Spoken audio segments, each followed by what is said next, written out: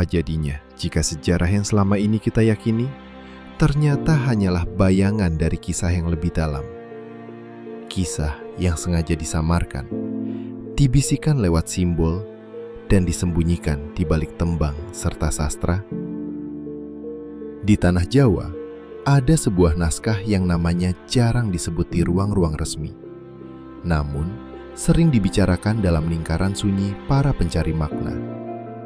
Serat Darmo Gandul.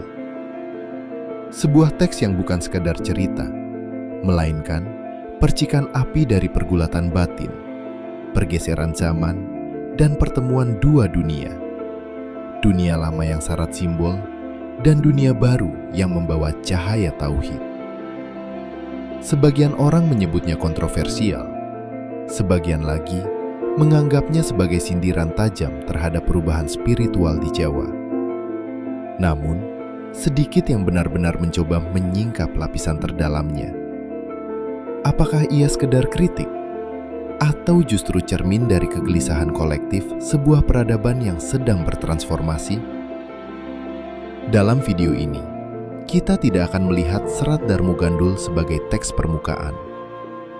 Kita akan menyelaminya sebagai medan pertempuran makna, tempat mitos, politik, spiritualitas, dan identitas saling berkelindan. Kita akan menelusuri bagaimana kisah ini menggambarkan runtuhnya Majapahit, bangkitnya kekuatan baru, dan bagaimana narasi itu membentuk cara pandang masyarakat Jawa terhadap iman, kekuasaan, dan takdir. Namun, lebih dari sekedar sejarah, kita akan bertanya, apa pesan tersembunyi yang bisa kita petik hari ini? Mengapa kisah ini terasa begitu hidup, bahkan di era modern? Dan bagaimana ia mengajarkan kita tentang keteguhan hati ketika cahaya kebenaran bertemu dengan bayang-bayang masa lalu? Karena mungkin Serat Darmo Gandul bukan hanya tentang masa lalu Jawa.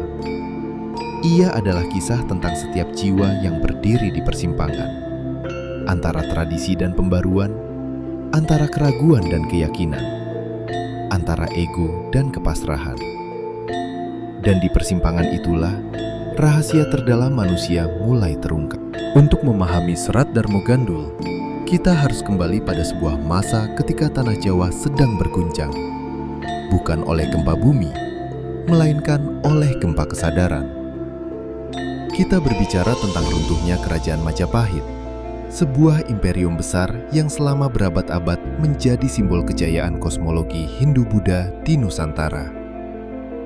Di bawah bayang-bayang tokoh seperti Gajah Mada, Majapahit pernah menyatukan wilayah luas dengan visi politik dan spiritual yang menyatu dalam konsep Dewa Raja, penguasa sebagai manifestasi kekuatan ilahi.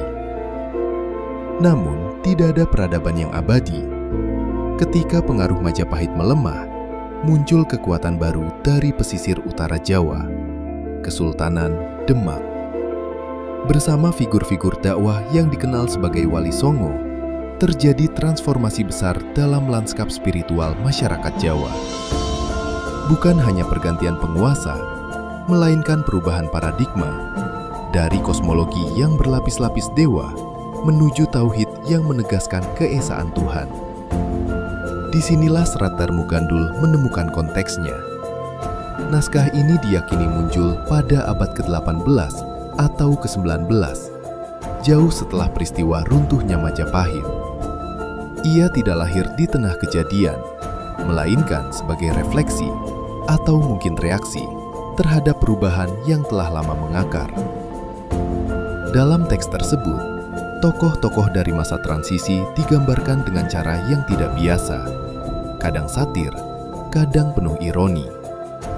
Ada nada nostalgia terhadap masa lampau, seolah-olah penulisnya sedang meratapi hilangnya sebuah dunia. Namun di balik itu, ada sesuatu yang lebih dalam. Secara filosofis, Serat Darmo Gandul mencerminkan benturan dua cara pandang tentang realitas. Dunia lama melihat kebenaran sebagai sesuatu yang simbolik, tersembunyi dalam mitos, ritual, dan struktur kosmik yang kompleks. dunia baru membawa pesan kesederhanaan radikal. Satu Tuhan, satu pusat kesadaran, satu arah penghambaan. Bagi sebagian kalangan, perubahan ini terasa seperti kehilangan identitas. Maka lahirlah narasi-narasi yang mencoba mempertahankan martabat masa lalu, kadang dengan menyindir, kadang dengan membalikan simbol. Mengapa pengetahuan ini terasa tersembunyi atau kontroversial? Karena ia menyentuh lapisan sensitif, sejarah kepercayaan, legitimasi kekuasaan, dan makna spiritualitas itu sendiri. Membicarakan Serat Darmugandul berarti membuka diskusi tentang bagaimana masyarakat Jawa memaknai kedatangan ajaran tauhid. Apakah sebagai ancaman, pembaruan, atau justru penyempurnaan? Dan disinilah letak kedalaman esoterisnya. Teks ini bukan sekedar catatan sejarah. Ia adalah cermin psikologis sebuah peradaban yang sedang bergeser.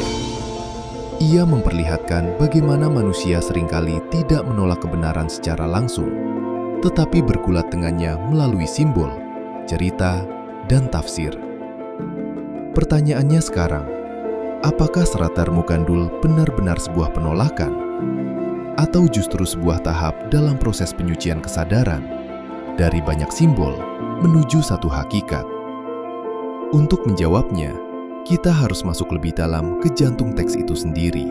Untuk benar-benar memahami Serat Darmugandul, kita tidak bisa membacanya seperti membaca kronik sejarah biasa. Kita harus membacanya seperti membaca mimpi, di mana simbol lebih penting daripada peristiwa, dan nada lebih penting daripada kata-kata. Di permukaan, teks ini sering dipahami sebagai kisah tentang runtuhnya kerajaan Majapahit dan munculnya kekuatan baru yang membawa ajaran tauhid. Namun, jika kita berhenti di sana, kita akan kehilangan inti terdalamnya. Karena Darmugandul bukan hanya tentang pergantian kerajaan, ia adalah alegori tentang pergantian kesadaran. Nama Darmugandul sendiri syarat makna. Dharma dapat diartikan sebagai hukum, tatanan, atau kebenaran. Gandul berarti tergantung. Seolah-olah teks ini sedang berbicara tentang kebenaran yang tergantung.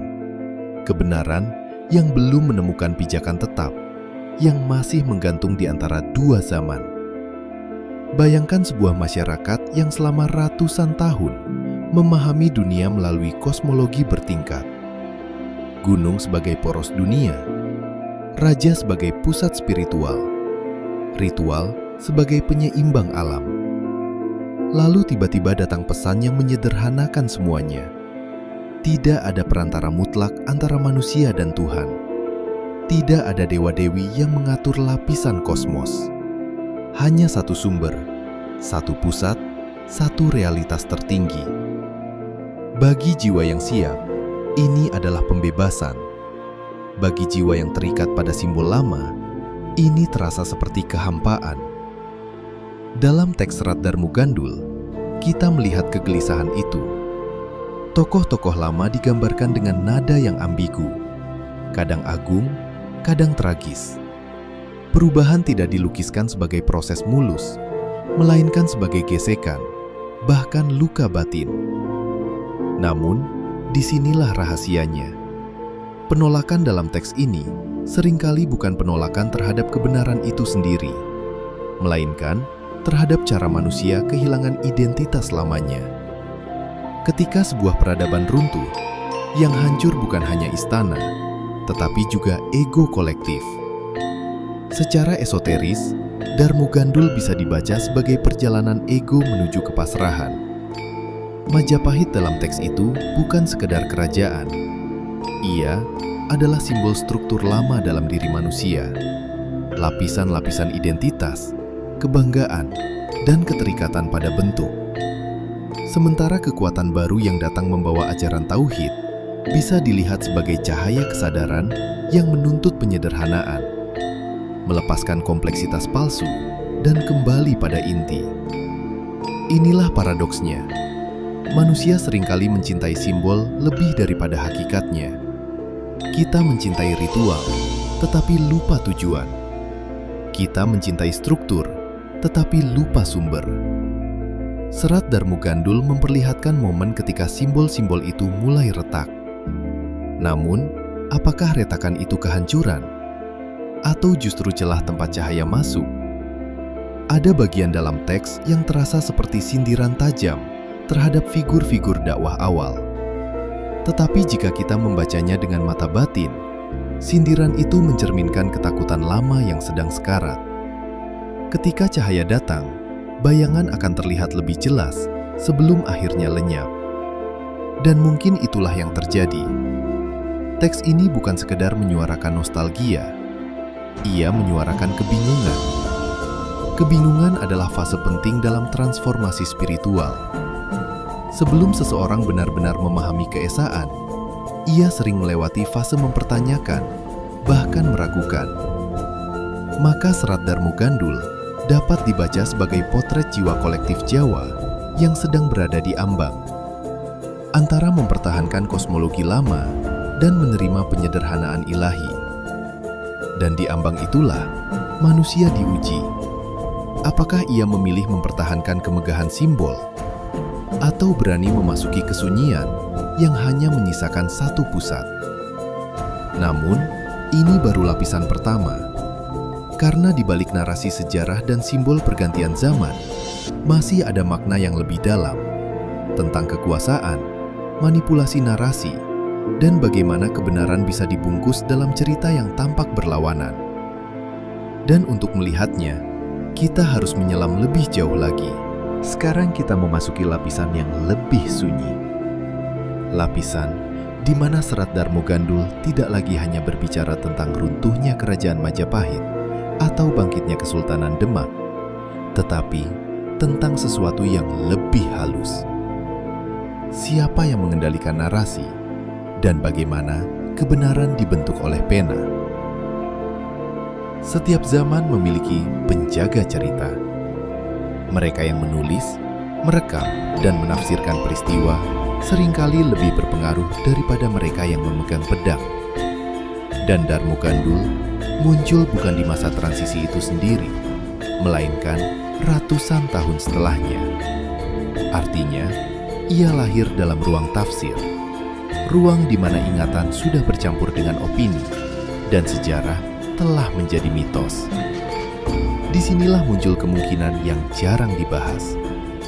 Bagaimana jika teks ini bukan sekedar ekspresi nostalgia, tetapi juga alat untuk membentuk persepsi, alat untuk membisikkan bahwa perubahan spiritual adalah sesuatu yang dipaksakan, bukan dipahami. Dengan membingkai tokoh-tokoh dakwah secara satir atau ironis, teks ini bisa menciptakan kesan bahwa transformasi tauhid adalah sekedar pergeseran politik. Namun, kita perlu hati-hati. Membaca Serat Darmo Gandul secara harfiah adalah kesalahan pertama.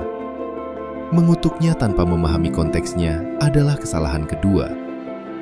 Teks ini justru memperlihatkan betapa rapuhnya manusia ketika berhadapan dengan perubahan ilahi. Ada paradoks besar di sini.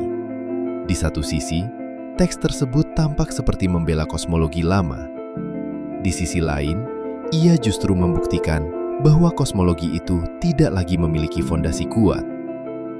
Jika memang tatanan lama benar-benar kokoh, mengapa perlu menulis sindiran? Mengapa perlu membalikan simbol? Sindiran adalah tanda kegelisahan. Secara esoteris, kita bisa melihat Darmo Gandul sebagai cermin mekanisme batin manusia. Ketika ego merasa terancam, ia tidak selalu melawan secara frontal. Ia bisa memilih jalan ironi, satire, atau reinterpretasi. Ia membungkus ketidakmampuan menerima perubahan dalam bentuk cerita yang tampak intelektual. Dan disinilah rahasia terdalamnya. Teks ini mungkin bukan tentang penolakan terhadap tauhid. Ia mungkin tentang kesulitan manusia melepaskan identitas lama. Banyak yang menganggap Serat Darmo Gandul sebagai teks anti terhadap ajaran baru. Namun, jika kita melihat perjalanan sejarah Jawa setelahnya, kita menemukan sesuatu yang menarik. Ajaran Tauhid tidak menghapus budaya Jawa, tetapi menyaringnya. Simbol-simbol lama tidak sepenuhnya dimusnahkan. Mereka ditafsirkan ulang, dibersihkan dari unsur kemusyrikan, dan diberi makna yang lebih lurus. Ini bukan kehancuran budaya. Ini adalah proses purifikasi makna. Dalam kacamata spiritual, setiap transformasi besar selalu melalui 3 tahap: resistensi, kebingungan, dan integrasi. Darmo Gandul mencerminkan fase resistensi dan kebingungan. Tetapi, sejarah menunjukkan bahwa fase integrasi akhirnya terjadi. Mitos terbesar yang sering beredar adalah bahwa perubahan spiritual di Jawa adalah konflik hitam putih antara 2 peradaban. Padahal, kenyataannya jauh lebih kompleks. Banyak unsur kearifan lokal yang justru menemukan makna baru ketika diarahkan pada kesadaran akan keesaan Tuhan.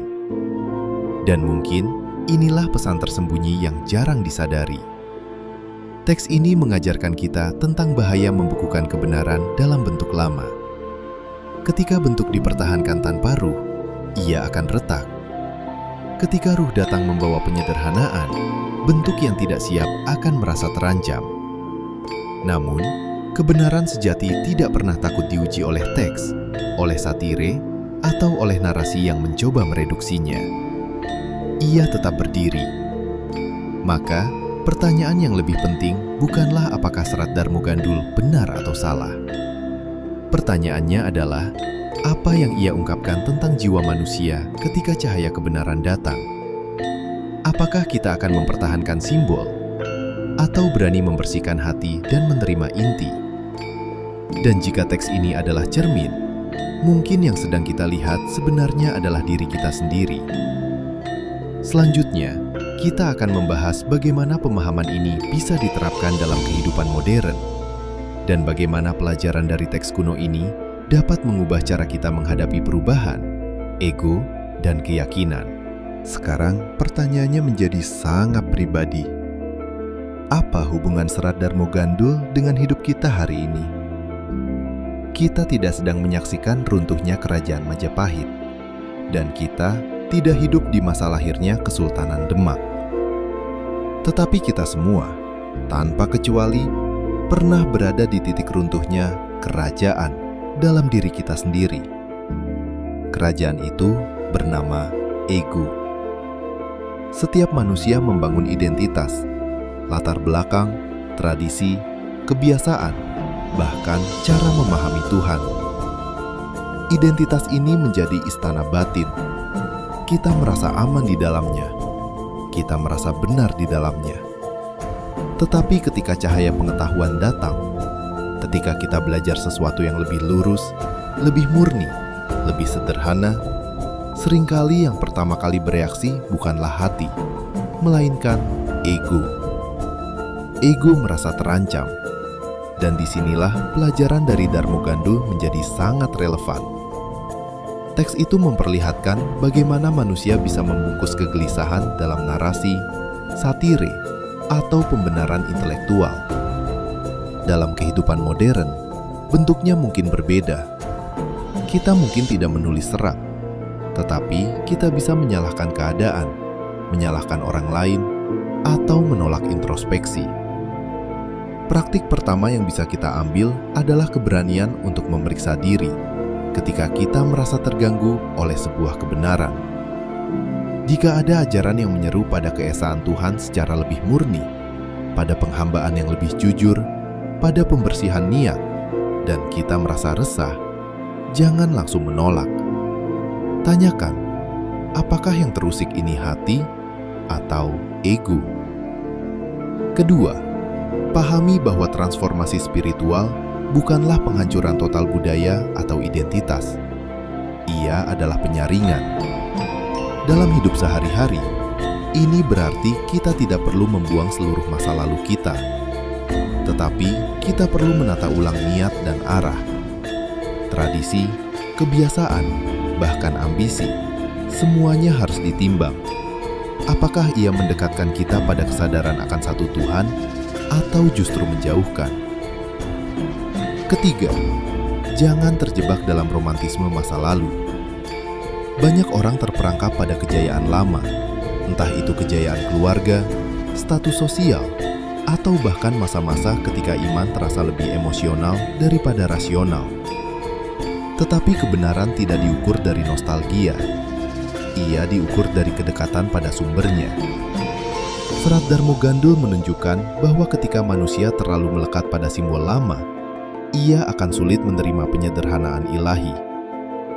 Dalam praktik modern, ini berarti kita harus siap meninggalkan cara-cara lama yang tidak lagi selaras dengan kemurnian tauhid, meskipun cara itu terasa akrab dan nyaman. Keempat, latih kesederhanaan batin.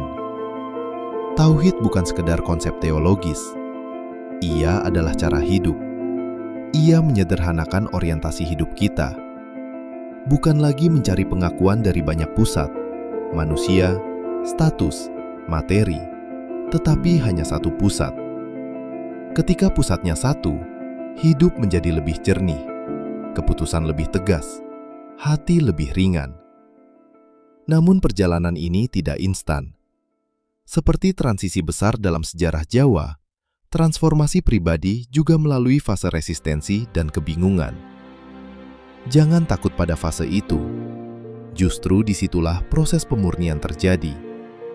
Karena pada akhirnya, setiap manusia akan menghadapi momen runtuhnya Majapahit dalam dirinya. Pertanyaannya bukan apakah itu akan terjadi. Pertanyaannya adalah, ketika saat itu datang, apakah kita akan mempertahankan istana ego atau memilih tunduk pada kebenaran yang lebih tinggi? Dan disitulah penentuan arah jiwa dimulai. Kita telah menelusuri Serat Darmo Gandul bukan sebagai sekadar naskah lama, tetapi sebagai cermin batin sebuah peradaban, dan mungkin juga cermin bagi diri kita sendiri. Kita melihat bagaimana runtuhnya kerajaan Majapahit bukan hanya peristiwa politik, melainkan simbol runtuhnya struktur lama dalam kesadaran manusia.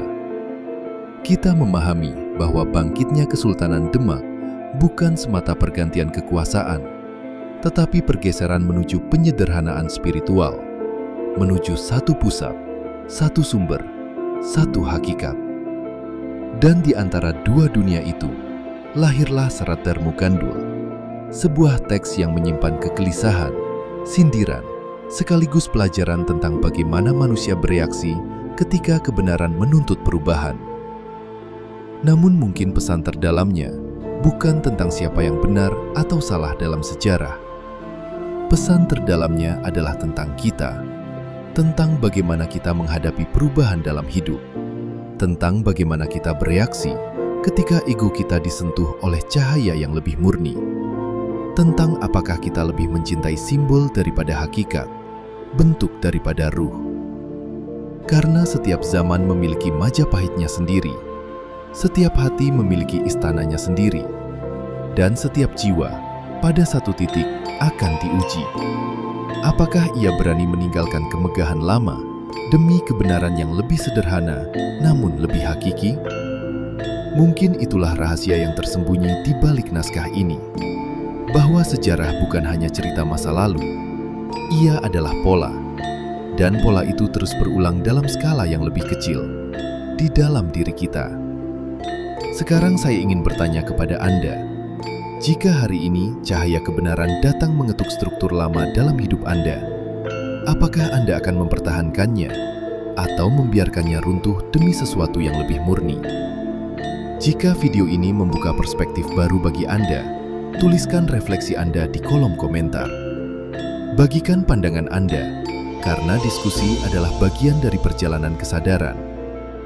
Dan jika Anda ingin terus menyelami kebijaksanaan tersembunyi dari naskah-naskah kuno dan rahasia spiritual Nusantara, pastikan Anda tetap bersama di perjalanan ini. Karena mungkin rahasia berikutnya sedang menunggu untuk disingkap.